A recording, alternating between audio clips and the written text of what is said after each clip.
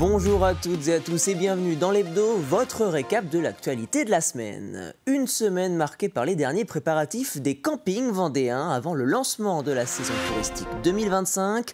On en compte plus de 300 dans le département. L'heure était donc à l'effervescence pour pouvoir accueillir les premiers vacanciers de la zone B. Certains campings vendéens affichent même déjà complet, comme a pu le constater Louise Viadger. À l'extérieur, on change les drapeaux. À l'intérieur, c'est le rush dans le restaurant. Le camping Caravanil à la Guérinière est le premier de l'île à ouvrir ses portes. Et les 149 couverts doivent être prêts. Là, les préparatifs, ça va être surtout nettoyage. Une fois le nettoyage, c'est redresser toutes les tables. Et surtout préparation de la cuisine, tout ce qui est préparation avant l'ouverture, le jour J, quoi. Les commandes ont été faites, tout devrait être prêt. Voilà. 8 personnes sont mobilisées pour les derniers préparatifs avant l'ouverture et chaque mobil-homme est vérifié. Pour le moment, le camping affiche 50% de remplissage pour les vacances de Pâques. Sur le mois d'avril, cette année, on a la chance d'ouvrir avec le phénomène des grandes marées. Donc j'espère qu'on va avoir une clientèle, pas mal de passages et pas mal de réservations de dernière minute. Et ensuite, les vacances d'avril tombent bien cette année puisque le week-end de Pâques se situe avec les 3 zones qui seront en vacances en même temps. Donc les réservations vont bon train. Par rapport à l'an dernier, c'est vrai qu'on est en progression à ce niveau-là. Donc on espère faire une belle ouverture et notamment de belles vacances de Pâques. Même effervescence du côté de Saint-Julien-des-Landes au camping La Bretonnière. La pelouse est tondue, la piscine est bien nettoyée, mais surtout l'intérieur des mobil-homes est passé au peigne fin. On ouvre tous nos chalets, tous nos mobil-homes, donc ça fait une petite cinquantaine de locatifs ouverts là dès le mois d'avril, dès le 12, et ils sont complets. Donc voilà, on est content, c'est une bonne période pour nous. Et là, après, ça va se calmer un petit peu et puis ça va repartir pour les week-ends de mai. Donc au fur et à mesure, on va ouvrir régulièrement des nouveaux mobil-homes et des nouvelles tentes jusqu'à juillet, pour être vraiment complet en juillet-août. Une saison qui commence tôt dès le mois d'avril. La Vendée compte 350 campings et près de 50 000 emplacements.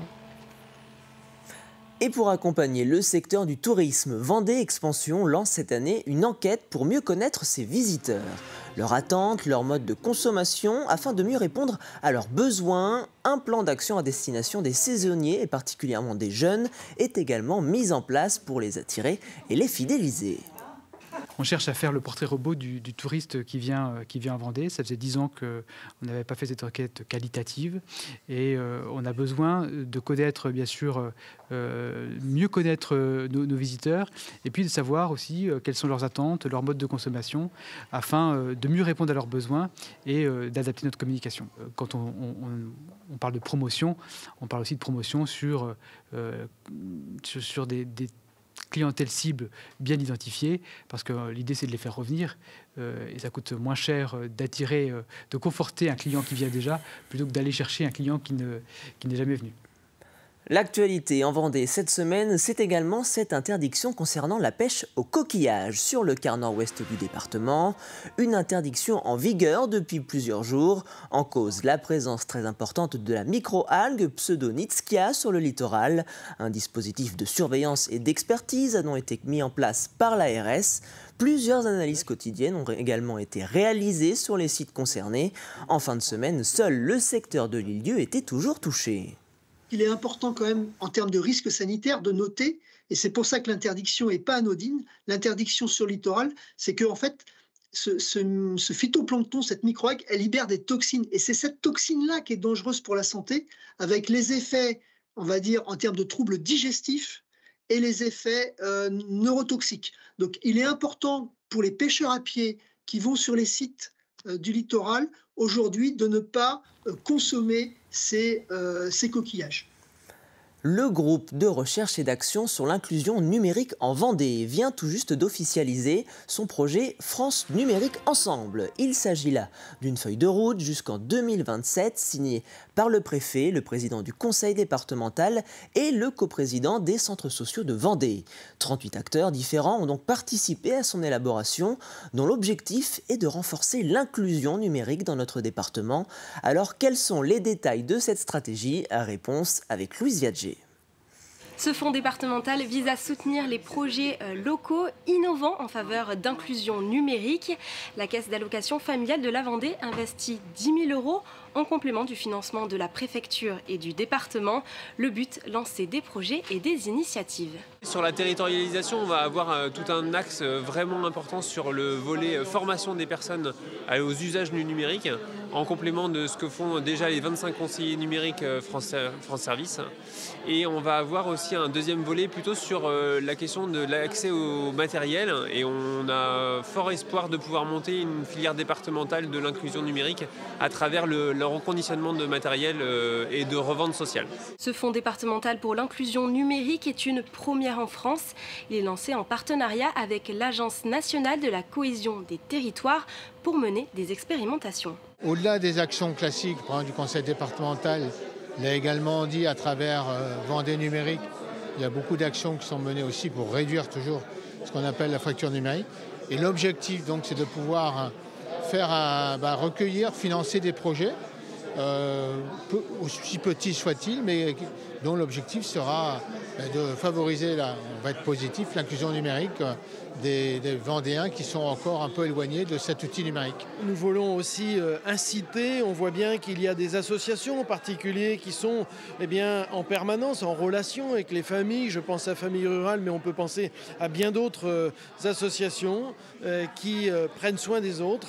À travers ces appels à projets, nous allons essayer de favoriser justement cette inclusion numérique pour tous. C'est important pour la Vendée. Je ne souhaite pas qu'il y ait des Vendéens qui se restent encore une fois sur le bord de la route et qui ne se sentent pas concernés.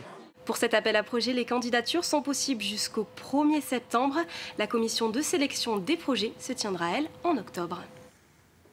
À seulement 13 ans, Evan, jeune collégien atteint de troubles du neurodéveloppement, a affronté ses difficultés du quotidien pour aller à la rencontre de Vendéens qui, comme lui, présentent des troubles du spectre de l'autisme afin de recueillir leurs témoignages. L'objectif de cette démarche, réaliser un film d'une dizaine de minutes pour présenter son handicap et sensibiliser le public. Reportage Alix Lanos.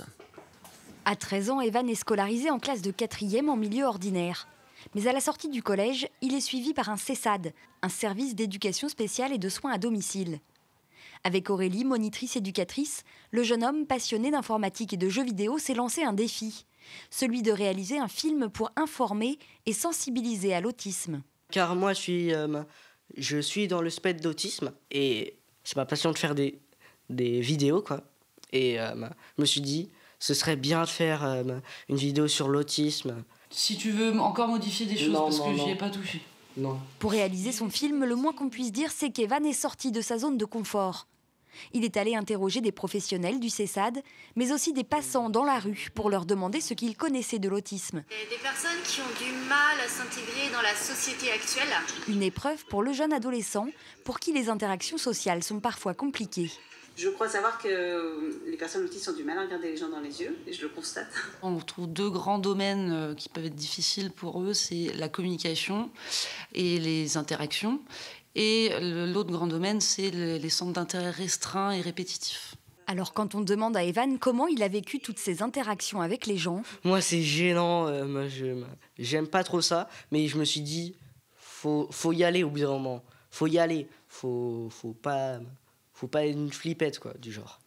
Pour vous, c'est quoi l'autisme ? Pour moi, il y a plusieurs sortes d'autisme. Il y a en effet autant d'autisme que de personnes qui en souffrent, chacune avec ses particularités. Et avec ce film d'une dizaine de minutes, Evan avait envie de faire passer un message important. Faut pas juger, mais il faut se dire, peut-être il a un autisme, peut-être il a un trouble du comportement, un TOC, un TDAH, un TDA, voilà. Il fait une crise, faut l'aider un peu. Mais... sans jugement. Oui, sans jugement. Le film sera visible sur les réseaux sociaux. Avec ce travail, Evan espère faire changer le regard et le comportement des gens face aux troubles du spectre de l'autisme qui touchent environ 700 000 personnes en France. La Vendée compte à ce jour une quinzaine d'établissements labellisés par la Fédération française de football, proposant un accès à une section sportive scolaire. Et à 2 semaines des vacances pour la zone A, le collège Auguste et Jean Renoir de La Roche-sur-Yon a organisé une journée découverte à destination de plusieurs classes de CM1 et CM2 de l'agglomération. Objectif, encourager les futures collégiennes à se lancer dans l'aventure. Le sport, on valorise toujours le respect des règles de l'arbitrage, comme dans un établissement scolaire avec le respect du règlement intérieur. Les garçons ne doivent pas pouvoir prendre le pouvoir sur les filles. Les filles, elles, sont de façon plus dans l'application de la règle. On le voit sur les décisions prises au niveau du collège. Les garçons sont parfois plus en retrait de la règle. Ça commence dès l'école primaire. Donc l'école Moulin Rouge présente et l'école Marcel Pagnol sont avec nous pour accompagner le respect de la règle. Filles, garçons, tous ensemble pour la promotion du sport. C'était assez compliqué au début de convaincre les écoles parce qu'il y avait des filles qui disaient aux professeurs qu'ils ne voulaient pas jouer au foot parce que les gars joueraient tout seuls, etc. C'est pour ça qu'aujourd'hui, nous avons mis des règles en place pour que les filles puissent jouer au foot. Et une journée de sélection est prévue le 21 mai prochain pour tous les collégiens et collégiennes. Inscription possible jusqu'au 7 avril. Rendez-vous sur le site internet du district de football de la Vendée. Zoom désormais sur cet élan de solidarité à Saint-Gilles-Croix-de-Vie, où les membres de la Maison des Seniors du CCAS de la commune ont tricoté pendant plusieurs mois des habits en laine pour enfants qui prendront bientôt le chemin de l'Est de l'Europe. L'association Kiwanis organise chaque année un voyage humanitaire en Roumanie et sera chargée d'apporter les habits aux jeunes enfants du nord-est du pays, des colis contenant également des fournitures médicales ou encore des vêtements de seconde main. Un reportage, Mathis Pires. Des pulls, des chaussettes ou encore des pantalons en laine taille enfant, prêts à partir en direction de la Roumanie, voilà le travail de 9 mois de tricotage. Devant ce film, ces dames découvrent l'aboutissement de leur travail. C'est un travail de longue haleine. On récupère d'abord tous ces vêtements qui sont confectionnés par ces dames. On récupère du matériel, des lits médicalisés, des fauteuils roulants, des ambulateurs, tout ce qui peut avoir une deuxième vie à être utilisé. Donc on achemine ça en Roumanie une fois par an. C'est dans des villages isolés, proches de la frontière avec l'Ukraine, que Louis-Marie et l'association Kiwanis apportent leur aide. Un marathon de plusieurs mois pour confectionner ces vêtements. Ce projet tient à cœur à Marie-Claire. Elle ne manque aucun rendez-vous. Ça prend un peu de temps, oui, évidemment. Mais bon, je ne compte pas le temps que je passe à faire ça. C'est une passion. Mon but, c'est au moins que ça serve à quelqu'un. De faire des choses, voilà, que ce soit porté après et que les enfants soient contents d'avoir un petit pull fantaisie comme ça pour eux. Mais pour continuer à participer au projet humanitaire, les tricoteuses de la Maison des Seniors ont besoin de laine.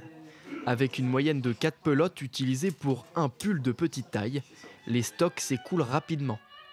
On a besoin de laine parce que les dames tricotent à une grande vitesse, beaucoup, rapidement. Et le problème, c'est qu'on se retrouve vite avec des petits morceaux de laine qui vont traîner par-ci, par-là. Et ça devient difficile pour la confection des pulls. Ces vêtements, une fois mis dans des cartons, devront patienter jusqu'en novembre prochain, avant d'arriver dans les mains des enfants roumains. Prenons enfin la direction du pays des herbiers où la communauté de communes met ce week-end à l'honneur toutes les villes étrangères jumelées avec les communes vendéennes du territoire. Le festival se nomme Sous Pression et comme son nom l'indique, le thème choisi est celui de la bière. Le festival réunit donc des brasseurs espagnols, gallois, allemands et français. Généralement, on fait des échanges ville par ville et là on a trouvé un thème qui était commun à toutes les villes, en l'occurrence la bière. Voilà, hein, il y en a dans chaque ville, dans chaque pays. Et donc les 3 villes vont nous retrouver le week-end du 4 au 6 avril. Et le point d'orgue, indépendamment des activités annexes, le point d'orgue, ce sera donc la journée du samedi 5 avril. On appelle ça le festival Les Herbiers sous pression. Et comme son nom l'indique, voilà, il y aura donc des brasseurs de chaque ville jumelée qui seront présents à l'espace Herbauge.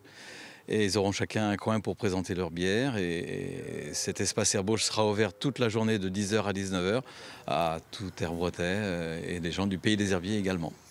Et c'est ainsi que se termine cet hebdo. Passez un très bon week-end sur TV Vendée.